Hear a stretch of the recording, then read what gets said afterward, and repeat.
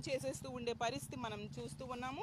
కాబట్టి input subsidy అనేది ఆ సీజన్ ముగిసేలోపే జగనన్న ముఖ్యమంత్రిగా ఉండేప్పుడు ఇచ్చేవారు.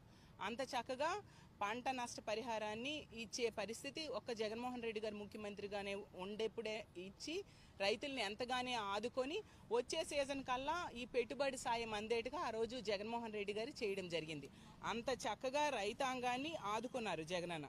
అసలు 10,000కు పైగా రైతు భరోసా కేంద్రాలు కట్టించడానికి పూనుకోవడమే కాకుండా 10,000 మందికి పైగా అగ్రికల్చర్ అసిస్టెంట్స్ని కూడా అపాయింట్ చేశారు జగన్మోహన్ రెడ్డి గారు. అసలు గతంలో ఎప్పుడైనా అంతమందిని అగ్రికల్చర్ అసిస్టెంట్స్ని రైతుల కోసం అపాయింట్ చేసిన చరిత్ర మనం చూసామా? అది జగనన్న ముఖ్యమంత్రిగా చేయడం జరిగింది. అంతగా రైతాంగానికి వ్యవసాయానికి పెద్దపీట వేయడం జరిగింది.